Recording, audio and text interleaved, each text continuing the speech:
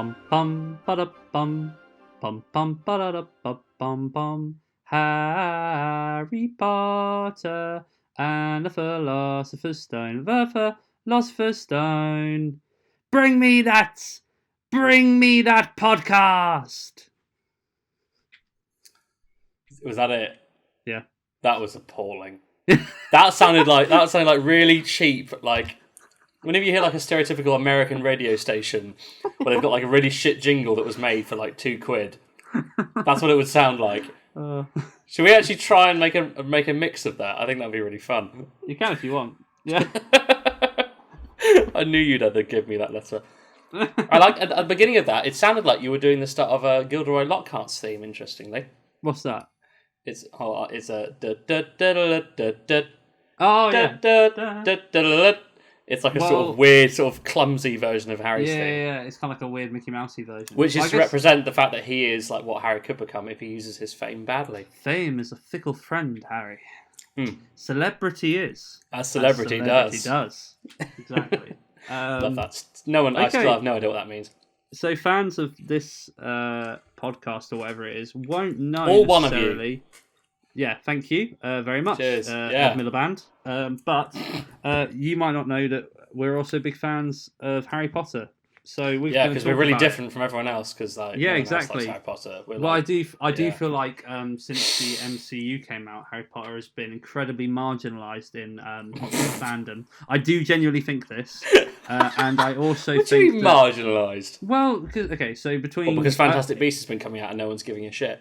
Exactly. I mean, that's kind of partially because of the quality of the films, and that's not me having a go. I do think they're good. They're just not, classics. Like I don't think there's any Harry Potter film which isn't classic.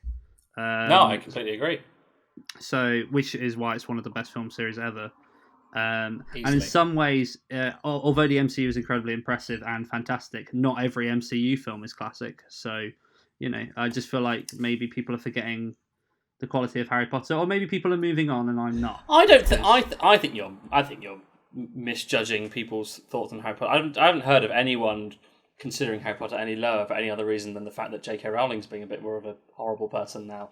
Yeah, we were talking about. It's got nothing to do with the MCU. I mean, obviously, she hasn't done things that say you were saying people like Michael Jackson might have, or Kevin Spacey, but you were comparing her in as far as what conversation was this? Well, we were talking about how cases where you kind of have to separate the art from the person, and how J.K. Rowling, whereas for years and years, she was kind of idolised, and she might as well have had a damehood, but she was. But you should never do that anyway.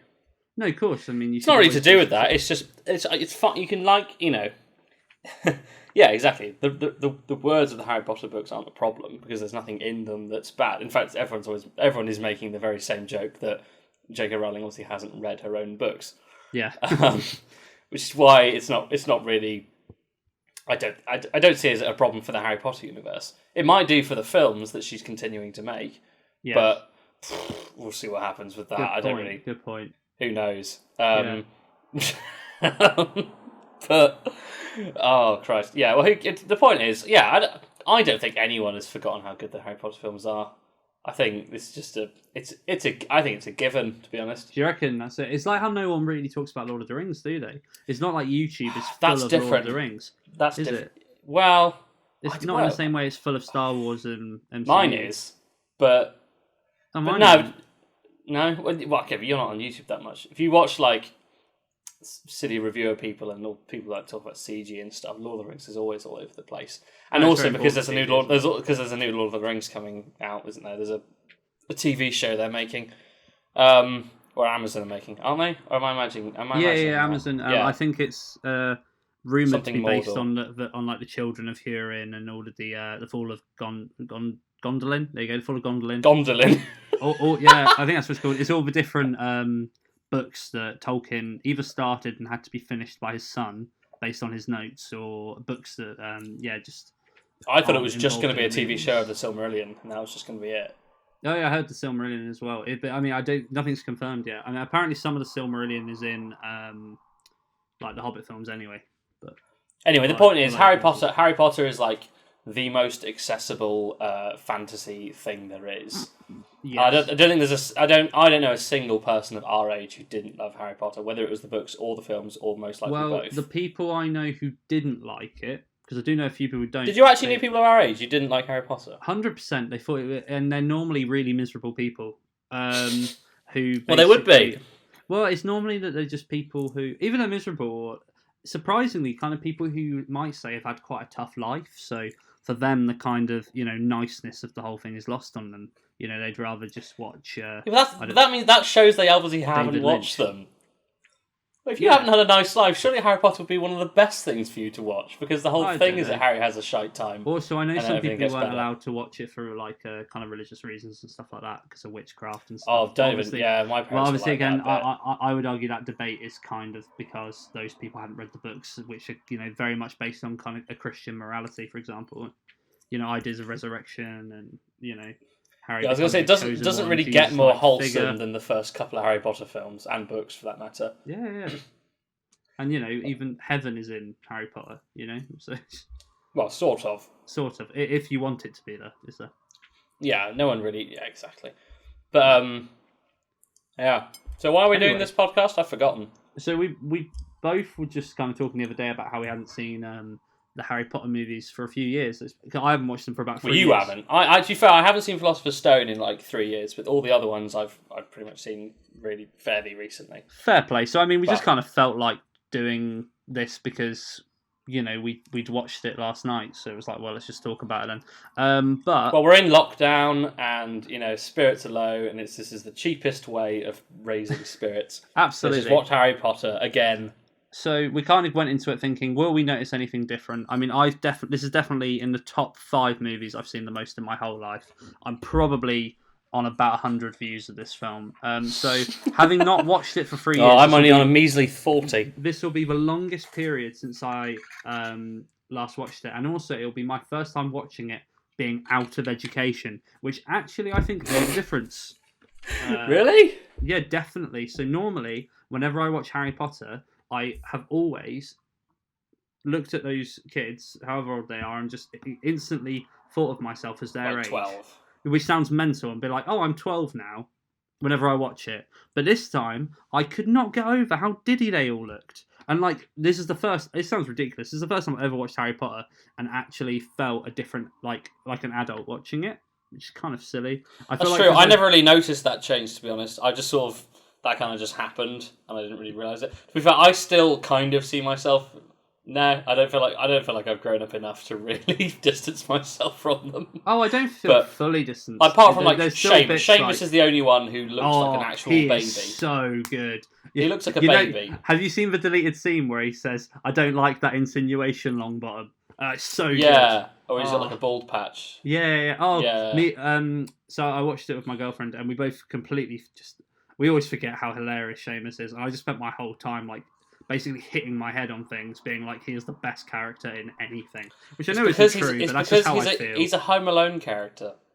Do you think? He's a Home Alone character. That's why he's bigged up in the first 2 films, and then he kind of disappears a little bit for he gets 1 quip per film after that. Oh yeah, but in Chamber of always Secrets quality. and Stone. Seamus is always quality whenever he's there, and I tell you what is great about Seamus is that and me and my girlfriend were both saying this last night, is that everyone knew a kid at school like him. He's for me, he's the most relatable kid in those classes, in those classrooms. You've always got that belovedly kind of he's not a naughty kid, but he's just kind of hilarious, cheeky, doesn't care, and kind of sucks. And you can imagine him not getting a great job when he's older, but you can't help loving. I can't really think of a defining characteristic about Seamus, so I agree, but probably because he's there. Him and Dean are basically there to be okay, this is what normal people are like. They're the control group for what everyone else is like. Yeah. Because if they weren't there, then it would seem really off. Yeah. And I think they both do a great job. And yeah, I can't lie, I spent a good amount of yesterday doing impressions of Seamus saying, "I'll bring it down." So, I mean, Wow, I can't but I just behold. really adore the fact that, what you've said about Seamus being a Home Alone character, because obviously Chris Columbus, who made the first 2 Harry Potter films, also made Home Alone. Yeah, so exactly. He absolutely belongs around the big table eating pizza and shouting at people about stuff. But the fact that they carry him on, and they always use him in that capacity through the rest of the movies is a really lovely thing to do. When a lot of the things in the first two Harry Potter movies, they still exist. Like, it's definitely the base plate for the rest of the films, but a lot of the characterization kind of changes or moves on. But it's really nice for just like some things to stay the same, some small elements to stay the same, because a lot of the what should we call it, table dressing of Harry Potter changes with every director. So it's just kind of nice that Seamus is just that solid guy you knew through school. He was always there, and you quite liked him, and he was good to play football with. I think your adoration for Seamus is more unique to you than it is general. I find it difficult to respond to that. He's a fun character. He's not. He wouldn't be in like the top 50 reasons why I like the Harry Potter films, where he'd be like 5 for you, I imagine. Oh, he'd definitely be in my top. He's your second favourite character. He is definitely in my top 3 characters. Yeah. Who I'll divulge now. My favourite Harry Potter. Your number 1 is going to be Lupin, isn't it? Yeah, Lupin's the best. Yeah, okay. Seamus is 3rd, so can you get my 2nd? Hagrid? No. Lockhart. No, but he's up there, definitely. Oh, man. Do I know this? Yeah, definitely. We're going to talk about this in a minute. We'll talk about this right after you've guessed it. Oliver Wood? No, but I love him, and I'm really glad... Look, there's like 100 characters in these. Am I expected to go through Uncle Vernon. Uncle Vernon, yeah, okay. What a legend. No, and right. again, yeah. Richard Griffiths was crazy. He's than I so remembered. fat. I'll be honest, not shaming at all. We're not fat shaming. Well, we are a little bit. No, but I don't know. We're not the slimmest ourselves. But yeah, but come on, he's wider than he is tall. Well, I've forgotten how no one.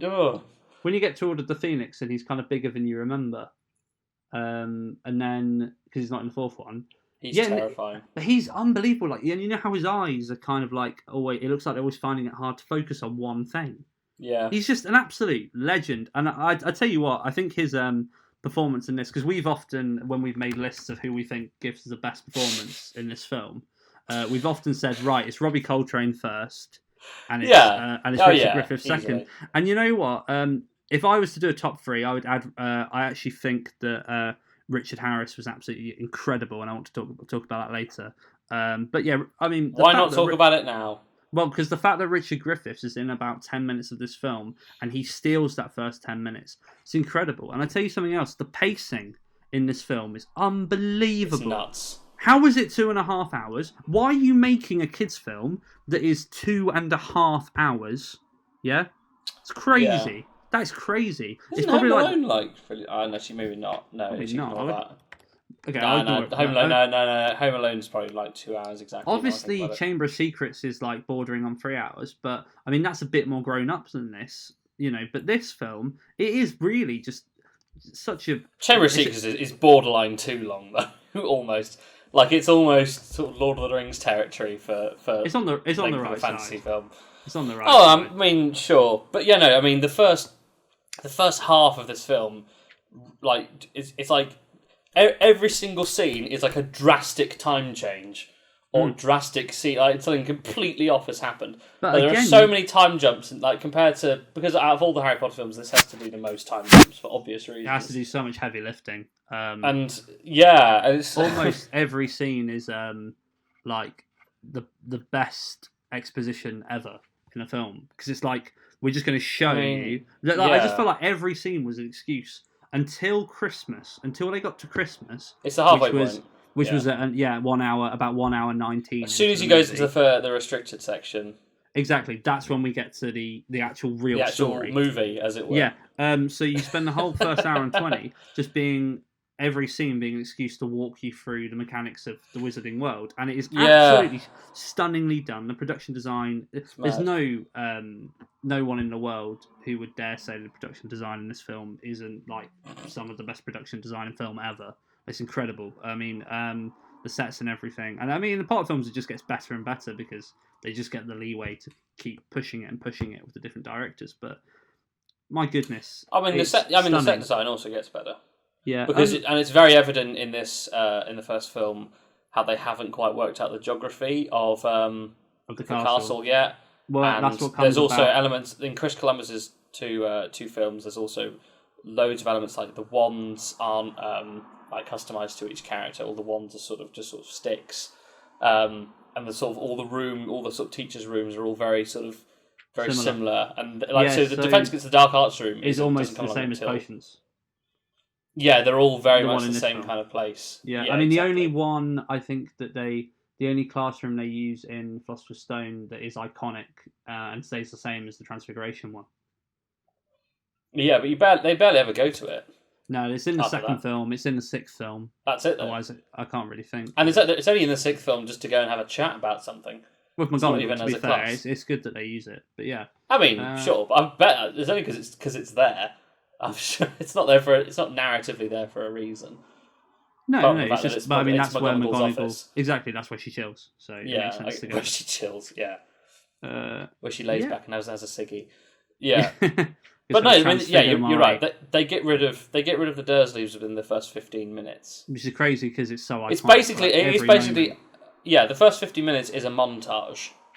Yeah, weirdly, pausing briefly to do the weird snake scene, but it's a montage. Very Roald Dahl. It's so Roald Dahl, the start to this movie. The bit of the snake. I mean, the whole thing is. Yeah. Well, I mean, to be fair, even the depiction of them as characters, the kind of grotesquely thin and the grotesquely big, basically being together, and they're both very grotesque characters. Yeah, they are the twits. Really, they are literally the twits. With like Boris Bogtrotter as their son, but like cross with Mike TV. Oh God. And now if you look at him now, you're like, oh geez, okay, that's weird. It's when you think about it, if that's the case, and you're kind of doing a Roald Dahl thing, it's quite clever that Aunt Marge is played by Pam Ferris, who played Trunchbull. Yes, of course. I hadn't really thought about that. No, it's true. But to be fair, I mean, the third one is sort of where that kind of a depiction of magic sort of stops, and it ends up being more like a kooky fantasy than it does a sort of a children's book. Yeah. But anyway, we'll end up getting to that when we do Azkaban. But this one absolutely has the. I think it might not have been you. If someone said that all Chris Columbus films are basically Christmas movies, even if they're not set at Christmas. Yeah, I mean, that's absolutely true. I think Patrick H. Williams said that, and that's definitely. Yeah. I think it's definitely true. Patrick. This, like when it got to Christmas, me and my girlfriend were just like, "Yeah, I just really miss Christmas." Well, I sort of just. I mean, you get that, and you're like, "Oh, it wasn't Christmas." Oh, okay, right, okay, great. Yeah. As far as we were concerned, it was. It was either Halloween or Christmas or Dursleys. Yeah, well, he uses the time of year in this to obviously track some of the events, which is obviously another thing that Quaron goes back to in Azkaban. Yeah, I mean, using it on McWillow. yes. Every Harry Potter film has to do it because it's structured. Yeah, of course. But every Harry Potter film has to do it because it's structured around the events of a normal year. You know, it's a school year. I mean, to be fair, Michael, like every Harry Potter film always has an important Christmas thing. I can't think of one that doesn't use Christmas as an important moment. Good question. It's a very good point. Well, technically, no, forget that. I was going to say Deathly Hallows Part 2, but technically Part 1 already has it for that year. Yeah, so part 1 has it. Yeah. No, that's a good point. Yeah, I guess because they're films about family, aren't they? And finding a family somewhere else, and Christmas has got a lot of those amongst themes. Millions of other things. Yeah. It is impressive how they managed to juggle so many different themes in the Potter films, and like I couldn't necessarily 100% tell you what they're about apart from an overarching theme of love.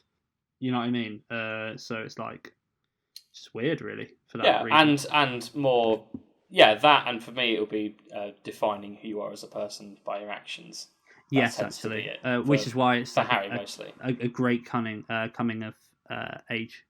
Yes, story. Exactly. But it doesn't. The good thing is, it doesn't even have to be a coming of age story because the same principles apply to anyone of any age.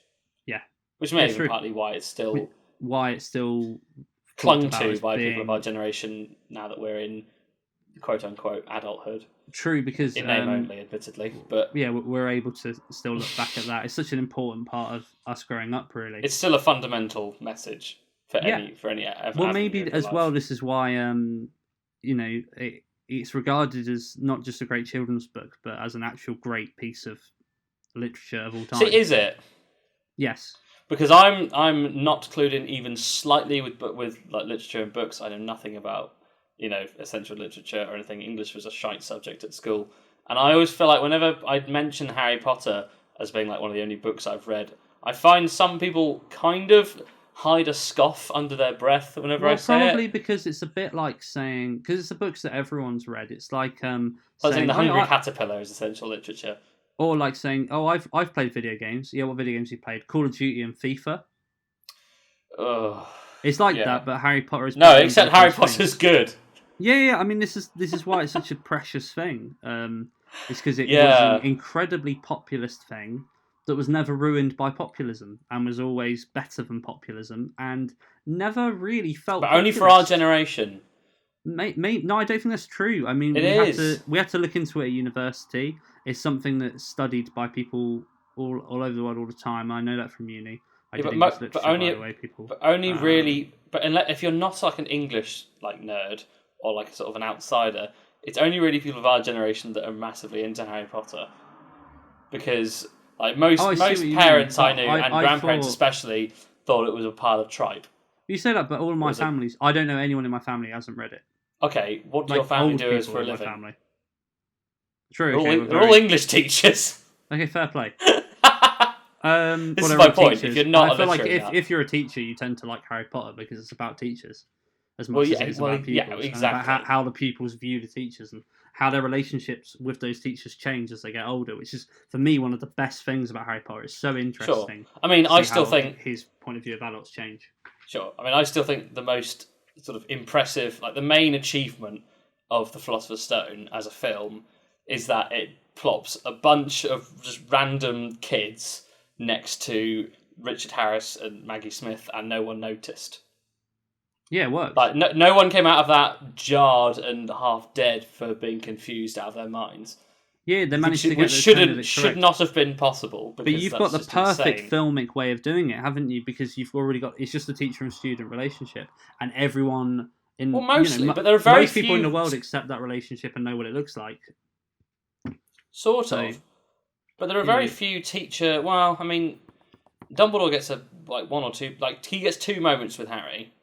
Oh, and McGonagall gets 2 moments with Harry. They're both top scenes of the film. And Hagrid gets 4.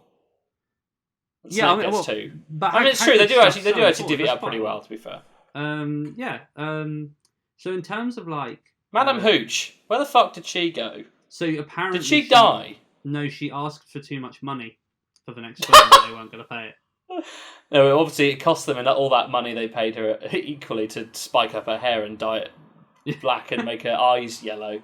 So it's been an absolute nightmare. It's still cool that she was in the first one. I think it sets it up enough. It would have been nice if you'd just seen her as a cameo in the other Quidditch matches, but you don't miss her. I think you told me the other day, and I'd never noticed that she's not in the second one. Was she not in any of them after the first one? No, because she asked for too much money. I mean, why are you greedy? It's a pleasure to be in Harry Potter, surely. Yeah, but I mean, I suppose if you got to sit down on a makeup chair and have people put contacts in. And do you know they did that for Harry for one scene? Yeah, it's the last scene where he says goodbye to Hagrid. And they also put buck teeth in Emma Watson's mouth. Imagine how different the perception. And they were just like, yeah, both these things. Fuck that. Imagine having buck teeth in Deathly Hallows Part 2. You're mental. I think they'd have probably phased them out. Probably. Or they kind of realised that once the actors grew up and they actually weren't ugly, they were like, oh shit, we can't actually do this anymore. Yeah, exactly. Yeah. Yeah. No, I mean, most of the child actors do a tremendous job. Yeah, I tell you what, Tom Felton's amazing. Someone who because I hadn't seen. Tom Felton is amazing. He was the only one of the main ones who had actually done acting before, wasn't he? Everyone, he was sort of coaxing everyone along with it. He's got real screen presence.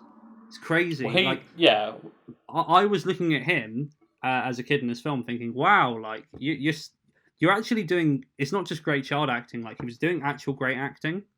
His facial expressions. I mean, I'm not being rude to Daniel Radcliffe because although I think Daniel Radcliffe makes a huge leap in his acting ability by the next film, I think he's fantastic. I don't agree. Well, we'll get there. I don't think he's. Well, bad this is what I was going to say. So the thing I looked out for, because I hadn't seen Philosopher's Stone for so long, was I'd always heard sort of little mumblings of criticisms of the child acting, and I'd always upheld Rupert Grint in particular as being brilliant. He is great. But I wasn't certain. But Radcliffe, I think, was by far the best of the three for his performance in this film. See, I think he was the least good. I think Emma Watson was the best. So they're both okay. So they're all great, and Hermione and Ron both have really classic moments. But they are both running with extremely archetypal characteristics. It's very easy to express the very sort of two extremes that they're placed in as characters, which is very much a Chris Columbus thing as well. Whereas Harry doesn't have those. Harry has to convey far more like sort of nuanced and suppressed emotions, and sort of the feeling of sort of confusion and being an outsider is far harder to convey and keep consistent throughout, even when he's acting as a confident person. And I think Radcliffe does that fantastically. There's only one or two bits where dialogue comes off a bit, but it never comes off any more than it's not like you're watching The Phantom Menace or something, is it? Like it's no, well, quite exactly. But Emma and Rupert both get their share of occasional weird line deliveries that some of them odd. Yeah, but some of the weird line movies. What am I saying? Weird line. I don't know what you're saying. You're talking some of the weird line deliveries in this movie are fantastic. Like they're so classically weird. Like so actually Tom Felton does have one. The bit where he goes, you calling me scared, Potter? It's like, all right, yeah, calm he down. mumbles it again afterwards. But this is what I mean. But I feel like again, so all except Daniel are given like you could summarize everyone else's character in one line. You could summarize Seamus, Neville, Draco, Ron, Hermione, the lot. You could summarize them all in like one line. But I think that's whereas very Harry is given. No, I'm not. I'm. This is the thing. People have this weird rejection of main characters, especially when they're younger actors, especially when they're characters that you see a lot of. This happened a lot. We talked about this before about Elijah Wood, Frodo. And it's Frodo, and he's an absolutely fantastic performance that everyone doesn't give a shit when about because everyone Elijah Wood is like American, which I only learned the other day. Yeah, crazy. Well, so is the guy who plays Samwise Gamgee, isn't he? Yeah, he's as American as they come. Like, but what crazy. I mean is, anyone who wants to discuss acting performances will instantly want to either be devil's advocate or be the one who has the differing opinion because they know better. And so there's an instant everyone wants to say, "Oh no, Emma Watson's way better than Daniel Radcliffe." And I don't think that's fair. I'm not saying Emma Watson did anything bad in the film by no means, but Daniel had far more to work up against. And obviously, every scene had him in it. Yeah, I think he does an astounding job. He does do a splendid for a 12-year-old. Yeah, he especially. does a splendid job. No, sorry, not even for a 12. I mean, if people of my age probably can't act that well. Most I've seen at least. I mean, he's a natural actor. I mean, if you see Daniel Radcliffe in stuff like Swiss Army Man, now that he's finished Harry Potter, he's still, doing. That's a classic performance. That film. If anyone hasn't seen that, like he plays basically a dead body that talks and has to like fart its way around, and it's just fantastic. But such a great. You're really selling it well. No, seriously. I mean, it's a weird film, but if you want to see Daniel Radcliffe really prove that he deserved an Oscar nomination, watch Philosopher's Stone. Well, maybe not. I do think it's his least good performance as Harry, but that's that's because he's the youngest, and it's not me saying anything against it. I can I just clarify? I do think Daniel Radcliffe is good in this movie. However, I just think it would stand out that he was least good than in the other films, which makes a lot of sense. Also, before you say anything quickly, I just want to say him playing this kind of more complex character and all the other kids playing kind of basically archetypes of what their characters are going to be is very important to the way this film's written. I think it's a really good thing because basically it means that every kid who's watching this film can know precisely which kid means what and who they can identify with out of the different kids. And furthermore, it means that basically when they get to a point where all these characters are getting a lot more character development, you've actually got a really solid base that you're building up from over the films. So I think it makes a lot of sense for each of the characters who aren't Harry to be defined by basically one trait at this point, because the amount of work is going to have to be done. It's no different to how they have to be caricatures. Exactly, they have to be in this film. They actually have to be for the series to work. I believe that. And I also believe fair, they do. Most of them remain like that for most of the other films as well. Do you think? Leaving aside this one. Yes. Yeah. Sure, Neville remains like that until Order of the Phoenix. Yes, but I mean he does have stuff happening for him in Goblet of Fire. Sure, but he still remains. He remains the exact same guy defined by that one thing. It's only just he's also now good at herbology. It's not criticism. No, but also it can't be a criticism because I think I didn't say it. No, I never said it was. Actually, one of the enjoyable aspects, and it's something that helps them keep everything grounded around Harry, because each of these characters, what they represent, is a different way in which Harry relates to them. This is what I mean. Daniel has to work with basically being all of those characteristics. Yeah, exactly.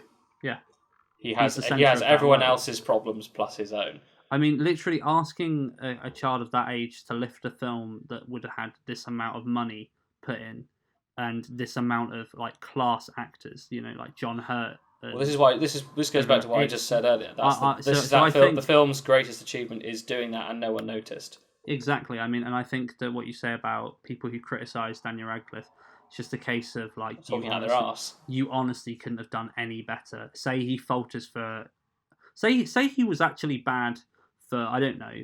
I don't agree. Say he was bad for 1/5 of his time in this film. It would still be impressive that he was only bad for that little amount of time at his age, lifting a film this huge. Elijah Wood was not below the age of 20 when he was Frodo. It's a completely different thing. Oh no, I'm not. Yeah, I'm not comparing them because they're obviously everyone things, just needs to grow up a little bit and have some appreciation for a guy who literally gave his life, gave up his childhood to lift this great series. So thank you, Daniel. That got weird, but thank you. And all he got in return was millions of pounds. Yeah, well, apparently he was going to be paid like 250K for it, and his lawyer had to bargain for him to actually get paid $1 million because of what some of the adult actors were being paid, and it's that's not fair for you to pay your lead character that little just based on his age. True, but I mean, obviously the adults have got to make a living. So, can I tell you what the main thing is I noticed about the film that I've not really noticed before? Go on then. So, okay, we've got a Daniel Radcliffe discussion out of the way, so don't take anything I say now as a slant against him, because you might. Excellent. But you shouldn't. I will. You shouldn't. I'm going to be eagle-eyed for it. Okay, so basically this film, at least for the first 1 hour 30, so just over half the film, is a film of great adult actors talking to Harry and Daniel Radcliffe having to just do reaction shots to whatever they're saying and standing in each scene. It's just Harry listening. The film is Harry listening for half of it, and that is nowhere criticism. It's just something I noticed, and it makes sense. I mean, say you're asking someone that young to be the centre of your movie. Well, what you do is, in order to make it work, is you think, right, we're going to get all the best actors in Britain in our film to be the people talking to him in the shot reverse shot that we're doing. And it works so well because you're constantly put in Harry's position as basically, at that point, he's a nobody actor. And he's just, like I say, he's just doing reaction shots to what all of the eccentric adult actors are doing. John Hurt, Maggie Smith, Richard Harris, etc., Richard Griffiths. He's just doing reaction shots to it. And I mean, it's just incredible the amount of weight in that sense that is put on the adult actors to carry the movies. And especially this film. Did that make any sense? Because I was asleep during that. What? I mean, they probably could have cut about at least 1 minute of footage from the whole film from the amount of time that you actually see Daniel Radcliffe standing there looking towards the other character who's talking. And then there was a weird bit with in the Oliver Wood bit where he's teaching him how Quidditch works, where there was 10 seconds of nobody talking and Daniel Radcliffe just looking up Oliver Wood. Really weird. No, Oliver was talking. Now, trust me, there's a bit. They weren't just staring at each other. Just after he's caught the bludger, they take a really long break from talking. Maybe not that long. Maybe it's 4 seconds, but it was noticeable. I rewinded it and watched it again. I was like, this is really weird. I think you've seen a film too many times when you're doing that. Oh, 100%. I mean, I think we're going to have to put a tariff on you watching them now. Yeah. Well, that's why I'm it was interesting. Worried about what you're going to do with the other ones. Because this is definitely the longest that I've gone without watching a Harry Potter film. But basically, to summarise, my main insight was, wow, it's a film where, it's kind of Daniel Radcliffe does reaction shots to great adult actors, and it's still great, and it doesn't. It's actually a good thing about the film because Daniel. Well, he's a subservient character, so he has to. Yeah, exactly. Well, no, what doesn't matter to anyone because the whole point is that he doesn't have any faith of his own life. No, he's basically, because he's cut off. He doesn't, he thinks he's worthless. So he's thrown into this world like we are, and we witness every little detail of learning about it through his eyes. It's quality. Yeah, exactly. That was my main thing I noticed. Otherwise, I noticed a few little weird, occasions where you could tell it was the fake Hagrid, Martin Bayfield Hagrid, and not Robbie Coltrane Hagrid. The main one is the one I sent to you as a message. Yeah, it was pretty freaky. That one was it because I didn't actually realise that was why. I assumed it was just because he was out of focus and the resolution made it look kind of funny. Oh no, it's so freaky that all of a sudden it's like a kind of rubber face. So for reference, this is the scene where he gives Dudley the tail, and they're all screaming about, and there's a wide shot that has Hagrid in the background. Yeah. And his eyes and his face look like a teddy bear that's been haunted. It's terrifying. It's so scary. Yeah, it's pretty rough. Yeah, it's pretty rough on the eyes. Apart from and the fact that I've never noticed that, and I've seen this film about 80 times, made it incredibly scary. Well, again, it's like I just stumbled into a nightmare where the film was different. And I wonder if I wonder if every film is going to have one of these because Deathly Hallows Part 2, as again we talked about earlier, has one with Ron with his eyes looking like they've been taken over by like a spider. Yeah. So I think if we could try and find a shot in every single Harry Potter film that is absolutely horrifying for whatever reason, we'd have to put that up on the Twitter, wouldn't we? We'll have to put a nice little montage. Yeah. That'd be fun.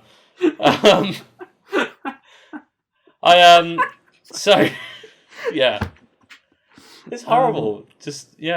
It's just nasty because it's like this thing that is you've been so comfortable for years and years. All of a sudden, basically has a daddy long legs climbing out his nose or something, and you didn't notice. It's just disgusting. Anyway, so I mean, I've kind of talked about the main things I noticed. I thought the oh, thank God you're done. I thought about the best scenes, but we can talk about that in a bit if you want to. I kind of want to talk about Richard Harris. Oh no, here's something. So hindsight from. I'm glad you've planned this. You know Fantastic Beasts and Where to Find Them? No. Well, yes. The second one of those with Jude Law, who, I'd stand up in court and say I think that's the film that actually made, which is crazy because Jude Law's great in loads of other stuff. Yeah, no, he's such a great actor that your parents named you after him. Yeah, exactly. So that's the film that made me think, wow, Jude Law is actually they love The Holiday. What can I say? But that's the film where it's like Jude Law is a great actor. He managed to capture both Michael Gambon's performance and Richard Harris's, and perfectly find the midpoint between both of them in Fantastic Beasts 2. And watching Richard Harris in this is the first time I've seen Philosopher's Stone since seeing Jude Law's portrayal, made me think 100% Jude Law is definitely the younger version of him. I have no doubt at all. It's basically the Alec Guinness, Ewan McGregor thing. Yeah, I mean it was top casting. I agree. Yeah, definitely. And I think Richard Harris is quality in this. I think he's got two of the. Oh, yeah, I think he's got possibly the best scene in the film. Or the Mirror Erised. I think that's the best bit of the film. It's the first time where you actually have breathing time with Harry as a character in the whole film. It's very important having that moment of him kind of reflecting on his parents and stuff. It actually feels very much like you're in a later Harry Potter film when you're given that amount of time with just Harry to kind of reflect on everything. Well, and also it's the start of Dumbledore's long-running sort of psychological reconditioning of Harry as from a child. Yeah, it's that. I said to my girlfriend, I said, "Oh wait, is this the first scene where Dumbledore ever talks to him?" Because what a first scene! Yeah, for him to talk to him. Because actually, obviously, we know that what Dumbledore saw in that mirror was the Hallows. Obviously, he's given Harry. No, did he not? No, we learn now that he saw Grindelwald. Oh yeah, getting it on. Getting it up. Let's get it on. Let's Grindelwald and get it on. I mean, not necessarily getting it on. I think that's maybe a little bit harsh. But, I mean... Yeah, I don't know why I imagined that. Is that in the film, though? Yeah. It's in Fantastic... And they're not... Fantastic Beasts 2. It's in Fantastics 2, but do they get it on in that? They don't get it on in that. What? When do they get it on? You watch the then? fucking film. Right, it's random. It's out of fucking nowhere. The guys from the Ministry come in and they say, "Hey, look, can you kill this guy?" And he says, "No." And then he leaves, and then they just cut to him with the Mirror of Erised, which is just like got in like a back room, but like just waiting there occasionally for him to brood at. It's like, yeah, men have wasted away in front of it. That whole bit, like that speech, he actually touches upon like quite dark and scary stuff. Feels like sort of the point is that he's basically spent too long lusting over something. Yeah, exactly. Or lots of things, essentially. It's brilliant. Also, I know this is really stupid, and I should notice. Obviously, I know that the Mirror of Erised is the Mirror of Desire. I know that Erised is Desire backwards, but I didn't actually realise that the writing on the actual mirror was backwards. Which, when I was looking at it, it was like, oh wow, it's like I'm in a mirror dimension. This is really cool. Yeah. So that was the Mirror of Erised's awesome. I'm just going to talk about the best scenes then, really, now, because you've kind of brought me to it. I think that's the best scene. I think it's got the best line in the film as well, which I always think about, which is it doesn't do to dwell on dreams and forget to live. Like, that's quality. Because it's so hard not to dwell on dreams. That like, great advice, Dumbledore, but you can't handle it. And then I think the second best scene, or my second favourite scene, is definitely the chess game. It's so cool. Like, I felt like I was in Indiana Jones or something with that scene. So the production design and that like the chess pieces and stuff was so cool. And all of a sudden, like, that scene is kind of it's really well shot. It looks great. Go on, you have permission. Do I to have talk about permission? Something. No. Do I have permission to very temporarily be a really bad film critic?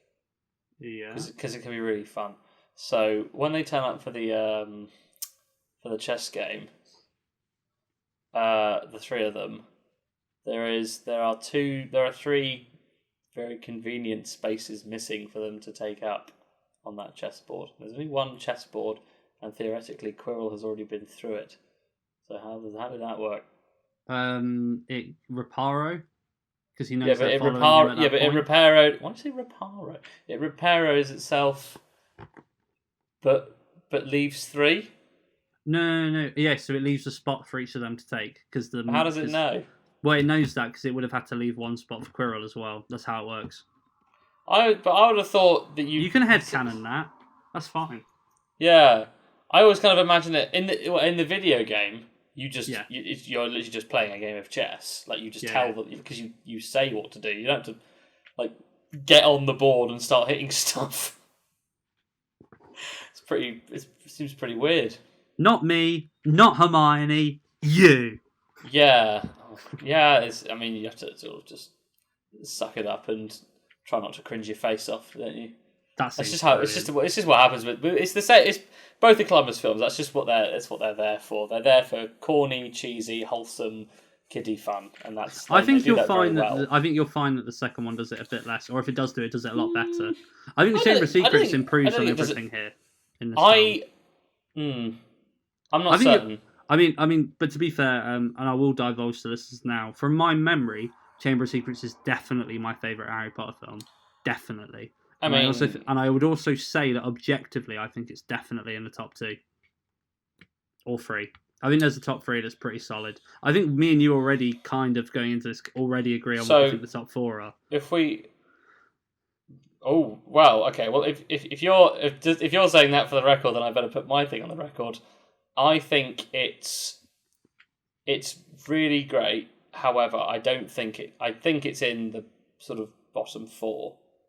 Oh, you do? Okay, I think. Well, that means it's in the. Sorry, when I say that, I mean I think it's not in the top half. Is what I mean. Yeah. I do think it's excellent. I don't think it's. I don't think it's on the top tier for me. So, yeah, just to make sure there's no. But so I mean, perversely, unfortunately, because I watched Chamber of Secrets about 5 weeks ago. Oh, did you? On my birthday. What a banger. You remember I told you about it. So because I noticed the hilarious copycat thing John Williams did with the movie soundtrack, where there's a section of the Quidditch match which is taken directly from the droid factory scene in Attack of the Clones. Anyone listening, go check that out. It's really hilarious. But yeah, sorry, I digress. That's nothing to do with what we're talking about. I think Chamber of Secrets will when we talk about it, improves is not the. I don't want to use that word because I don't think it's a better film than Philosopher's Stone. It doesn't lose any of those things though. It keeps them on solidly and does the right thing that a sequel does and builds upon it. But that's more to do with the writing of the screenplay than it is to do with the production of it. But again, we're getting off piste. If we're talking about performances, I want to shout out massively to who I thought was probably the best in this time I watched it, which was David Bradley. Oh, I forgot to mention it. My goodness. He needs a spin-off show. He needs a prequel spin-off show. I want to. Yeah, that's what you call it. God, I miss the screaming. And it's like the front cover is just like some kid hanging by their thumbs in a dungeon, and it's like a rated M. It's just like a really horrible thing where he like murders a kid and then like gets put in jail, and then he fights his way out of jail by like killing loads of people, and then he ends up getting a post at Hogwarts as like an escape. This is testament to how good David Bradley is in all of Harry Potter. That I always forget he's in it, which is kind of important because he's meant to be one of like the staple things about the castle. You know, you're just meant to accept that he's always there. He's always there. Yeah. I mean, and like Mrs. Norris again. She doesn't turn up after the Christopher Columbus years, does she? I think she's in. Did you see the advert for Deathly Hallows Part 2? No, when never. It came out. Well, it had a bit of... I don't think I've seen any of the trailers, actually, for any of the Harry Potter films. Well, I think it had a bit of film in there. Well, I've forgotten the word because I'm stupid. Oh, really? But it had a clip in it, which I don't think is in the actual film. It's got Filch walking around the castle and with Mrs. Norris, and then you see the first bits of the castle getting hit. Oh, okay. I thought you were going to say like Mrs. Norris like attacking a troll or something. No, but Mrs. Norris, that'll be interesting. We'll have to look out for that, won't we? I guess it's a bit like how Fang is very marginalised after the first 3 movies. You don't see him apart from in Order to Phoenix, I don't think. They should have brought back Fang for the... Fang's a legend. I love Fang. Yeah. He's great. It's like how Crookshanks as well, I think, is in the 3rd one, and then she's in like one scene in the 5th one. She's in the 5th one. Yeah, for like one bit, and that's it. It's a shame we never see Mrs. Norris, Crookshanks, and Professor McGonagall in cat form like join up as like a trio. They get together like a bit like a mech, and they become like a giant cat thing. That's so weird. And like a giant lion, and it like kills a troll. I think that'd be great. They should have done that because McGonagall's whole thing is transfiguration. Anyway, we're getting off piste. So David Bradley needs a spin-off as Filch. This is his best performance for any of the films. No, he's very good in Chamber of Secrets, though. Yeah, he's very good in all of them. But he has an abundance of fantastic scenes in it. Well, Chamber of Secrets has got his most famous bit, hasn't it? The I'll kill ya! Trouble. Oh, Andy, I'll kill ya! I'll kill that ya! Too. Argus! Yeah, okay, true. So yeah, I'm going to reject this as best. He is mainly used. I'll definitely say it's up there. Yeah. He's mainly used in the first 2 though, again, because he's that. He's a very sort of comedic, silly childhood. He's not as much of a villain by the time you're like what should we call it, Deathly Hallows. Obviously he comes in like talking about students at our bed, and it's a joke because it's like so trivial at that point. Yeah, because it's so trivial that which is why it's so good to have that in there. It's very clever because it's kind of acknowledging he's a bit like Seamus, really. Because that would have been like a humorous scene. That would have been like a scary scene in this film. Troll in the dungeon. Running in. Well, exactly. Oh, did I tell you that the 6th formers in my year did that you have on told me, day. but you need to tell. Yeah, no, they quality. To be fair, it was kind of anticlimactic in the end. But obviously, every school, like the last, like the year group before they leave on the last day, always do something stupid. And my year group like couldn't be asked to think of anything clever, so just one person like stayed behind before assembly and then like burst in, just yelled "Troll in the dungeon!" and then collapsed on the stairs. However, only the 6th formers who knew it was coming like cared. Everyone else was petrified and really awkward, and so only the 6th formers ran out. And then all the 6th formers sat at the back, so it was just all the 6th formers running out the back, and then everyone sort of just looked back and the assembly continued. The awkwardness makes it a shame. No, it makes it even better. Like it's such a classic school thing that they all bigged it up, and then we all think we can do something really cool, and then it just doesn't land at all. Yeah, exactly. It's kind of just a message for the rest of your life after you leave. It's the David Brent dance. Effect. Yeah, exactly. So the David Bradley thing you say about him coming in and it kind of being funny because it's trivial. Exactly. Is very much like, so he again is like one of those staple characters who, like you say, doesn't really change. So it's a bit like Seamus, how Seamus is always remindedly there for comic effect and to keep on the. He's only in like one scene in Half-Blood Prince, and it's to blow his face up in a potions class. Both those characters. It's just why he's there. Carry the mantle of the Chris Columbus years throughout the show. Sorry, the films, whatever.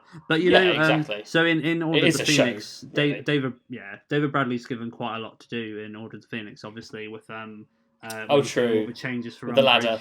With the ladder, because he's your classic like I'm not going to liken him to a Nazi or anything, but it's just but apparently you are. Well, so how Taika Waititi says that he viewed the Gestapo as like kind of pencil pushers who had always been basically always wanted to, but always wanted to be in those positions of power. Really, it's that is kind what of Filch is. It's exactly what Filch is all the time. And they use that really well in Order of the Phoenix.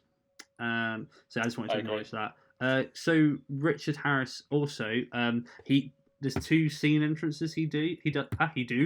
Scene entrances that two scene entrance that are really cool. So the first time you see him, I don't really notice this before, but he just appears. Yeah, they use smoke, and he walks through the smoke, and he just kind of appears. I have always in my head now, I'm kind of saying, oh, he's apparated there, then that's how they want to show it.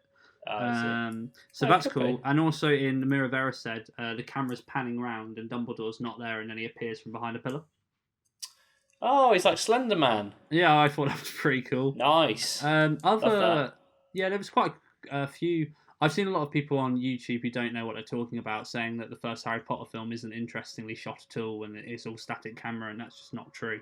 I mean, one, the Quidditch match, and two, there's a lot of cool. That's mostly CG, to be fair. Yeah, but still, it counts as the way it's shot. I mean, also the panning shots. There's also one in the forest, the Forbidden Forest, and there's quite a few where they use Professor Quirrell at the end in the mirror. Also, my girlfriend wanted me to say on this podcast because she saw something and she thought that everyone should hear it. And to be fair, it's quite cool. Which is the way they shoot Quirrell when he's talking in the Mirror of Erised, which is you've got. I think it was the fact that when they shoot it, the way that Quirrell is facing Harry, but Voldemort is looking into the mirror at Harry because he desires Harry, which I know sounds weird, but in a killing way. That's kind of cool. I mean, technically he desires the stone. Yeah, I know. But, I mean, it kind of works in a kind of English literature kind of way. So I just thought I'd give it a shout out. As soon as you have to say the words, English literature, that's just you just sort of mic dropping. So, I have a degree in it, so therefore I'm right. That's not me saying that. It's kind of saying that, you can think it's bullshit if you want. I think your reaction to people talking about Philosopher's Stone and its camera movement is maybe taking it the wrong way. People might use it as a criticism, but I don't think they're necessarily wrong about the facts, because there is a lot of still cameras and very sort of lots. It's basically lots of sort of single frames. But that's the whole point. Is in the first, it's a bit like Star Wars: The New Hope. That's a it's movie, not. But a lot of that is single frame. So I'm not comparing it to anything else. I just mean from the perspective of what you want to show your audience and what you want your audience to understand. First of all, it's mostly small children. So you need just really simple frames to say, they're here, this is what it looks like. And for establishing like Hogwarts Castle and what it looks like in every scene, it works better to keep it still like that. That's why then later on, obviously they get more experimental, like what Caron does with the castle, was using what you already know, but showing you how it connects together. Whereas Philosopher's Stone, it's more about spectacle than it is about, exploring the geography of the place, because like we say, they don't really go into that ever, partly because of how fast paced it is, because you're cut between every single scene, so it's impossible to know where everything is in relation to each other. but just generally that's what you need to do for people to understand, and there's not a problem. That's just the way. Again, it's the way Chris Columbus makes his films. It's not really an issue to do, but I think it is true. And yeah, so obviously Quidditch moves quickly, but it's mostly in CG movements, and they have to do it like that. And they do actually. That Quidditch is one of the things that they do get. They definitely get better in Chamber of Secrets. Oh, the Quidditch in Chamber of Secrets is the best Quidditch in Harry Potter. Well, just for the way. I mean, probably. It's amazing. Yeah. It's such. Well, it's the best. Scene. It's the best full game because there's only 2 full games of Quidditch in all the films. What about number 6? 6 has got practice. That's more of a montage again. Yeah. But I mean, I would say that's kind of my favourite, the practice scene and the main. So I love that. Yeah. But regardless, this is the point, and the reason we're both leaving out millions of very obvious praise. That obviously the reason we're not saying them is because loads of other people have said them a million times. We don't need to, but obviously it's an amazing achievement, for visually identifying the castle and the characters and how they interact, and an integral part of that is the way that the camera is the steady and very admittedly static visual side, because it's like a picture book most of the film for making you awe-inspired by everything about it. It's meant to be enchanting. You've put it perfectly, to be honest. Yeah. It's a perfect defense of why it's actually the perfect way of shooting the film. And I think people are right by making that assessment, but they're wrong in the judgment they derive from it, probably. Yeah, I completely agree with you. So basically, you're just saying that they're wrong for thinking that just because it's a problem. Frames, it's a problem. No, it's not. It's the same reason people have a problem. Yeah. Well, again, one of the biggest things I hear a lot of people complain about the Harry Potter films generally is that they change in their tone and their feel and everything about them, apart from the cast, apart from when people die, it all changes. And that's to some people seen as an inconsistency thing, whereas actually it serves a narrative purpose because you're showing the changes in people's lives and the world. It's the same as because you're seeing it all through Harry's point of view, so you just need to see where he is and exactly. Because if he's angsty, you have to see a film from an angsty point of view. Exactly. Which is Quaron, right? If he's horrified, you have to see it from a horrified point of view. Yeah, exactly. Exactly. If he's before the storm, the main see it from that point of view. Yeah, the main soundtrack suite for this film is called Harry's Wonderful World, and that's basically what this film is. Yeah, it's just like wow, wow, wow. Every scene is just that. It's sort of like wow, that looks cool. Yeah. So 2 things I definitely want to talk about with you. The CGI in the film, because I was paying attention to every little second of it, and it's very... Half and half. It's very... Dad's a muggle, mum's a witch, half and half. I mean, yeah, it is half and half. Because so bits that don't work, the bricks in Diagon Alley haven't stood up. I honestly, that would be one I'd say does. I think that looks brilliant. Oh no! The first it does, but that's because it's practical effects. But then when it moves, and the bricks are all of a sudden. No, yeah, I think the still wall. Yeah, I think that's a great CG shot. Oh, the still wall. No, I'm taking the piss. Obviously, the bit where it's moving. It had someone moving the bricks. Yeah. No, I think it looks pretty good. Okay, I don't think it looks bad. I think that looks really good. I can't remember. It's all the human. It's the humans. It's usually it's humans and the troll. The human and the troll. Okay. I think that it's fine in the first shot because it's occluded by lots of darkness, and so it's kept. But as soon as it's in the light of the bathroom, it's really obvious. Like the lighting doesn't match up. It looks a little bit dodgy. That shot is overlit. On the feet, the whole scene is overlit. But it's a bathroom. Yeah. It's a school bathroom. So we're kind of stuck there. And there's the typical thing that again happens in Quidditch, where if you look, you have to try to not look at the people.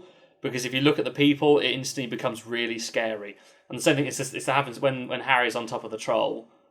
It's this really weird sort of silky animation. It's not really the CG; it's more the animation that's a bit dodgy. Same thing happens a fair bit in some elements of the Lord of the Rings films, especially like when Legolas is jumping on top of the troll. It's that kind of thing. Okay, it's a troll again. Something about trolls and CG. It's just too difficult. But I hadn't noticed the what you're saying about the Harry with the troll, and I hadn't noticed this Quidditch thing. Quidditch. Oh, right. Right, you know, right. The one I always use is when. Well, the CG of the pitch, and when it's a wide, it's great. It looks amazing. But as soon as it's up close on the people, it's super dodgy. So they, you know, the shot when Slytherin score, I can't remember which goal, and you see like the. Actually, it might be when Gryffindor score. But it's basically the keeper like makes a sort of that fist movement. Like, oh dang it. You know that one? Oh, do you know that shot I'm talking about? Yeah, if you so go back to that just like tonight and watch her. It's like super weird. It looks like a PS2 cutscene. It's really funny. Oliver Wood's bits look good. Oliver Wood. I have that on my notes. I have like 3 bullet points, and one of them is Wood equals legend. Yeah, I tell you what, his performance is fantastic. You know, he's one of my favourites. He's so great. Yeah, he was also put as a. He needs a spin-off. Well, for his Quidditch career. He does have a cameo in the last film. Yeah, he shouts, "Come on!" Yeah, but that's awesome. Yeah. He's on the broomstick. Because I think he's quite. They didn't need to get him back. You can't see his face. That's cool. I think it's a legend. I mean, you know as well, like the fact that most of the child actors. I know he was one of the older ones, but most of them, apart from Tom Felton and the main 3. Yeah, he's like the same age as the Fred from George. Yeah, but he's the only one of that age who's actually credited on the main credits. So you know, like when the credits of individual, you know when the individual actors' names come up before the list of everyone, his name, Sean Biggerstaff's name, is on there.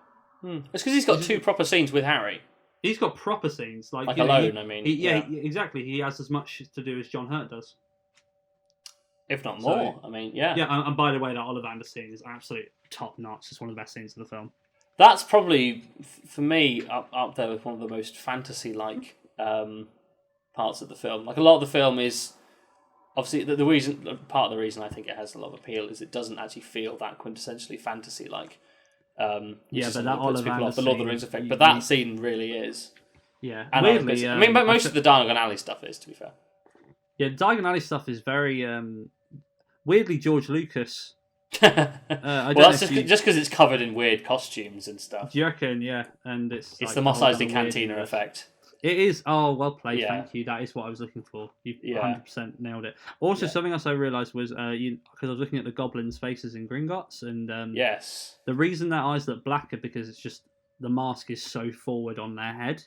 Oh yeah, I mean, I never you noticed can't really that. see their face. Yeah, I never noticed how not bad the prosthetics are, but basic. Yeah. Warwick Davis is great as Bogrod in this one. He's not so. Bogrod, is he? I think he's just called the bank teller on the. I assumed he was that when he was the. Oh, whatever. Point is, he's brilliant. And obviously, he's properly horrifying. Overdub Vern Troyer as well. But yeah. Did he? Yeah, I don't know why. Sure. Yeah, but he overdubs Griphook, I think. I'm not sure. In this one? Well, yeah, because he's played by... Oh, okay, I didn't know He's not played by Warwick No, Davis, I know, I know. And then obviously Vern Troyer died. So yeah. Vern Troyer is quite a famous actor. He's Mini-Me in Austin Powers. Are we going to talk about the fact that... I believe this is the only... Chamberlain might also have it, because he's not really in it very much. Is Philosopher's Stone the only one where Professor Flitwick looks like... Doc from Back to the Future, and then after that he's suddenly drastically different. Yeah, that's out of nowhere. Really weird Charon changes, but was it Charon? Are you sure it's not in the? You sure it's not in Chamber of Secrets? Chamber of Secrets. He still looks really weird. Yeah, he looks really weird. Like kind of like Brian May. Yeah. Yeah. Yeah. That's so. It's like they take 30 years off his life. And give him like a weird bowl, like mushroom haircut. It's probably like the. I got no problem with it. It's just really funny. It's probably the biggest Harry Potter retcon, isn't it? Because no one ever mentions it. Most other retcons in Harry Potter get a little. Well, at least what other retcons are there? I mean, apart from the fact that apart from Crabbe disappearing. Yeah, but they do that in a way that works because they're just like, right, let's just put Zabini in it, and Zabini had more lines in the 6th film, so it makes sense. Maybe Malfoy doesn't talk to Crabbe as much for some reason.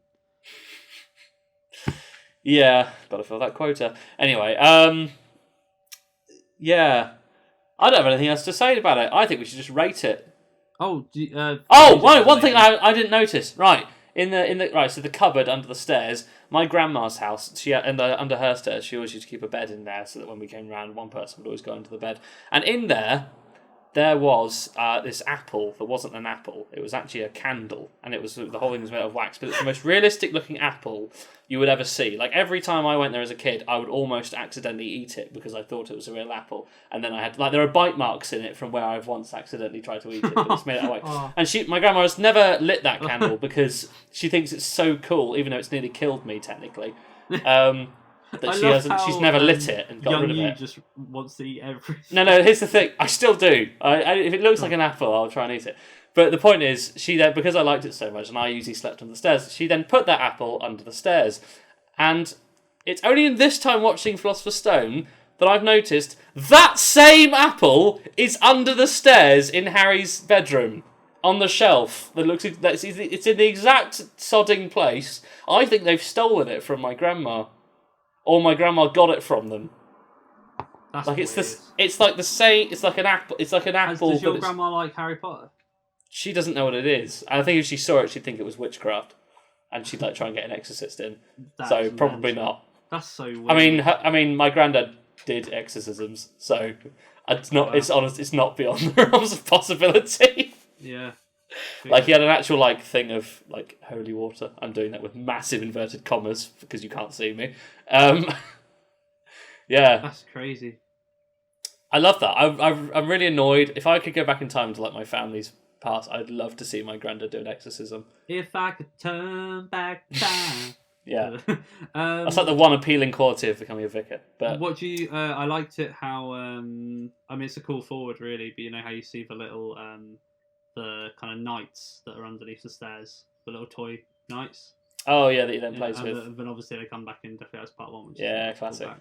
It is classic. Just trying to think of a lot of little things I just wanted to mention before we rate it. Do you agree with the fan theory that the snake he releases from the zoo is Nagini? No. Okay. That's been debunked as well. It's a different kind of snake. Oh, okay, cool. Well, that's great. I'm glad of that. Yeah. Also, Nagini was a woman. Oh my goodness, yeah. I'm sorry, I forgot.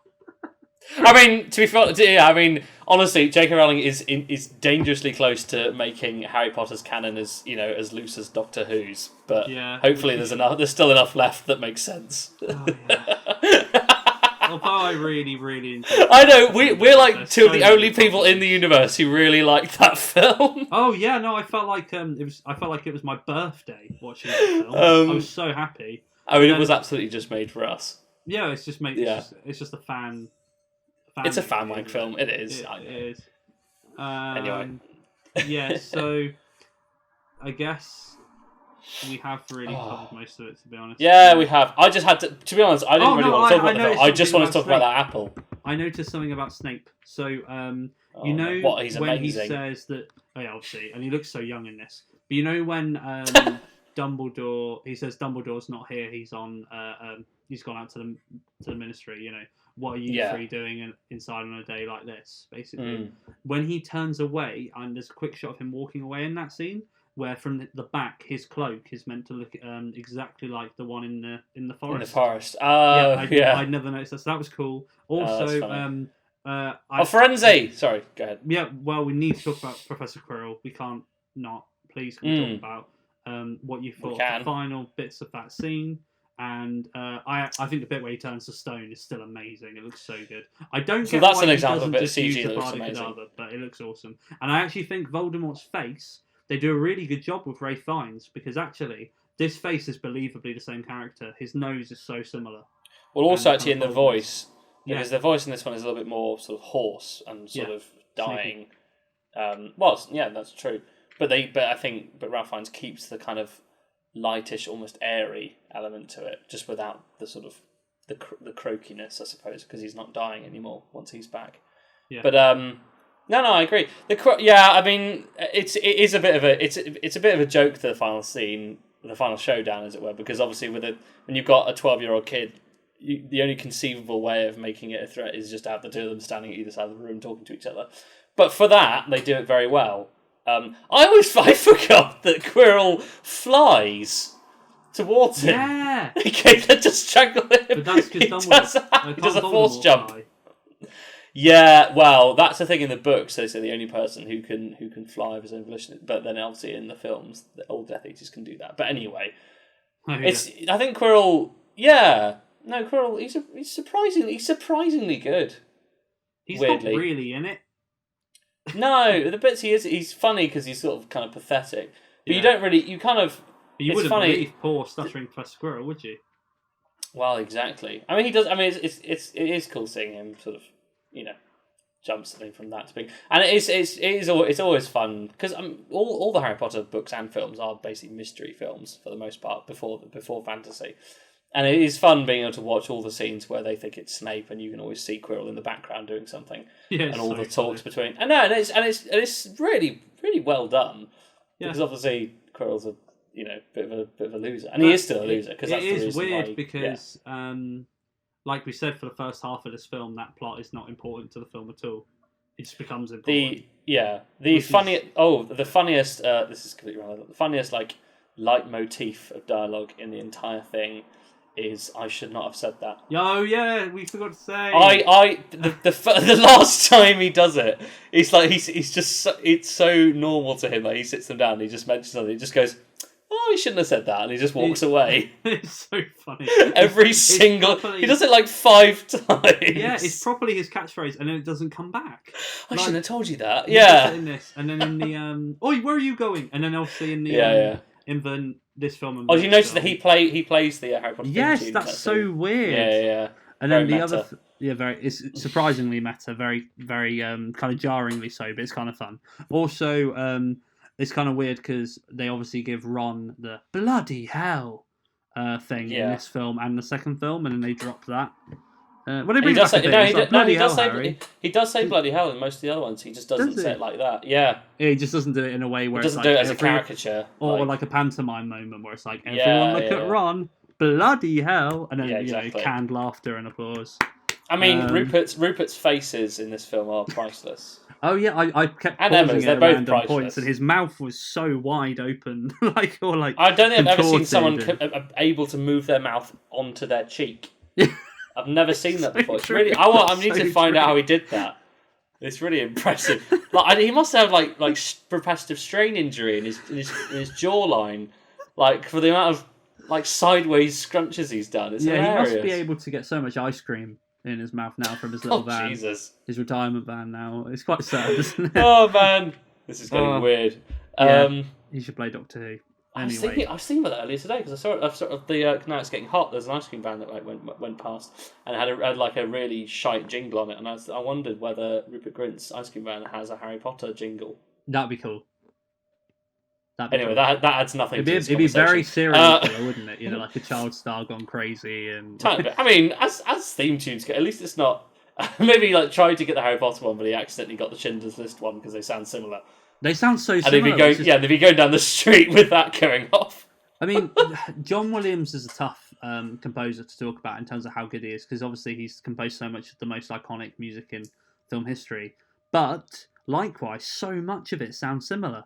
There's bits from Indiana Jones and Star Wars that basically sound exactly the same. Okay.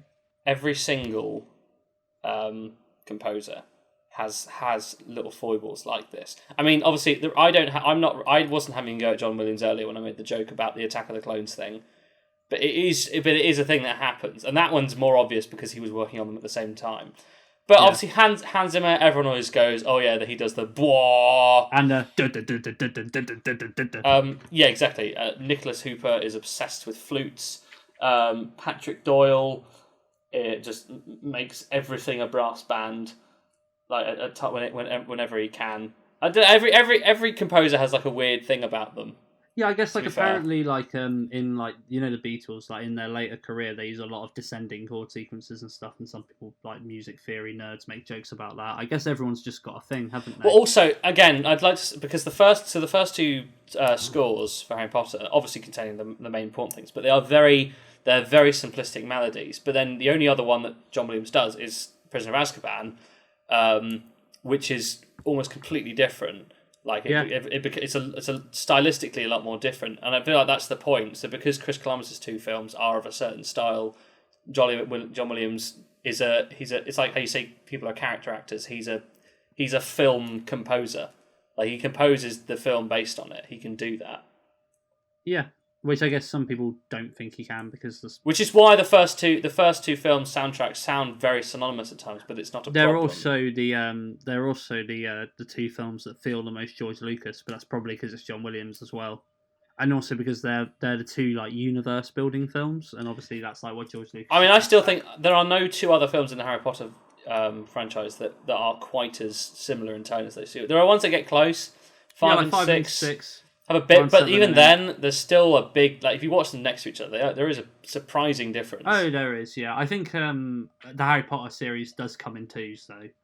Mostly. Yeah, mostly. With the exception of 3 and 4 are not a pair. They're very much on their own. Yeah, 4's such a midpoint between 5 and 3. Like, 4's got, like, everything on the way to 5 and loads of stuff from 3. Well, it's only weird because 3 and 4 are the only two that are done by a director who only did one. Yeah.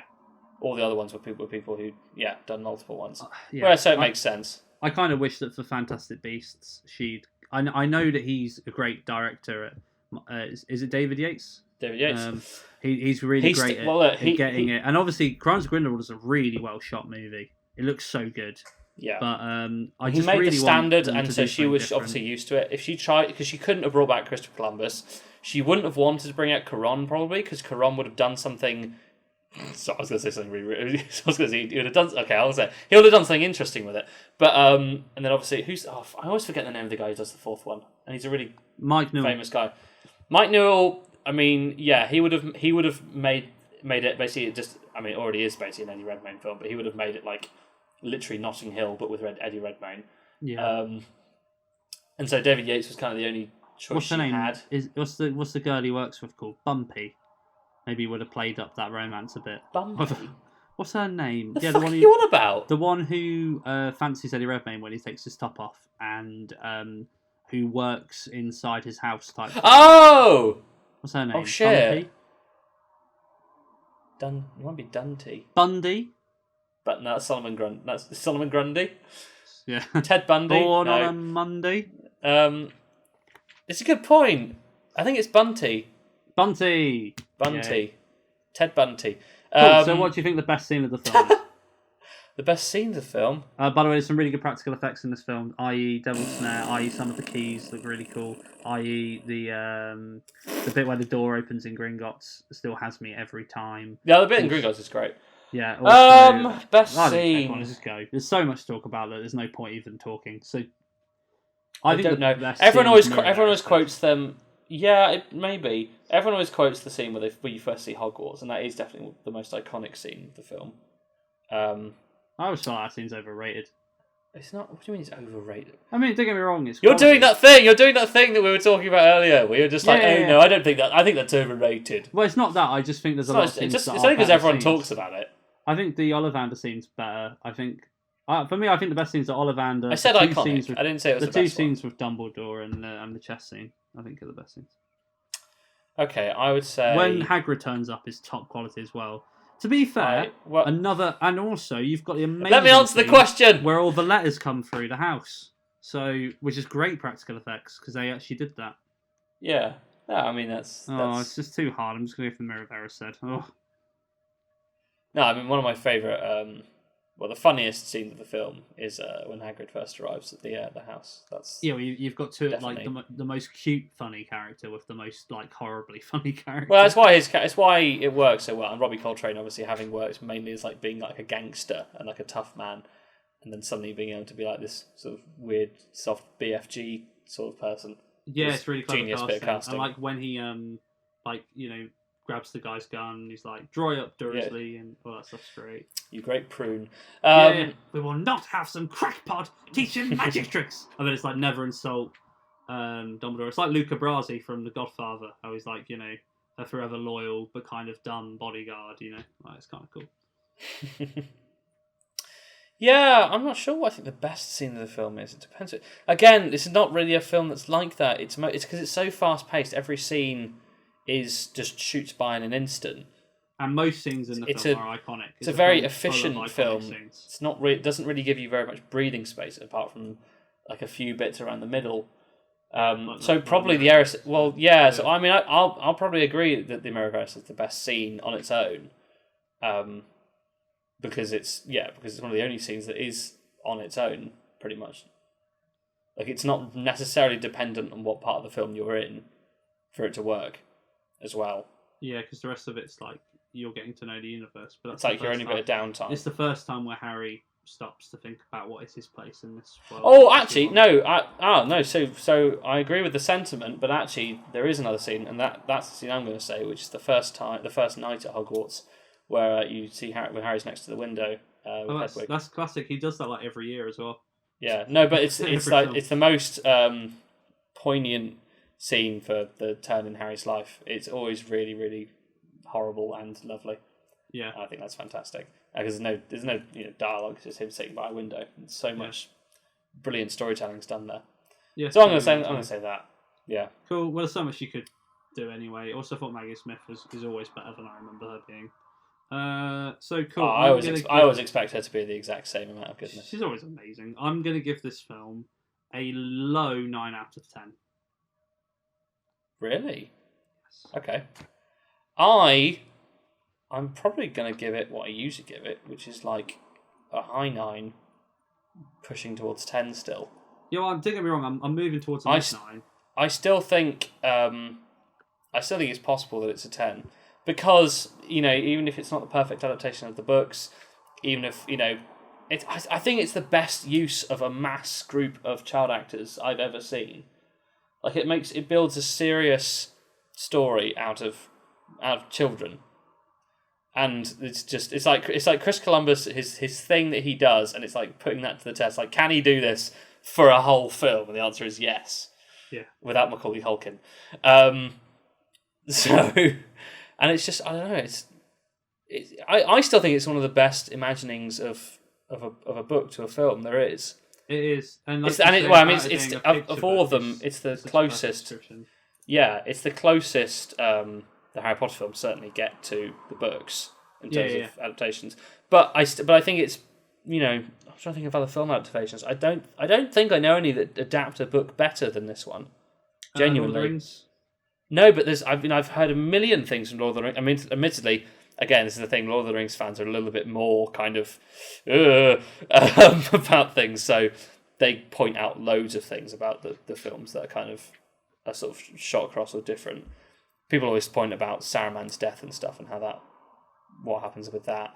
Yeah, but it depends what you're calling a good adaptation. Like, sometimes. Well, I mean, changing the book. Okay, so I mean faithful.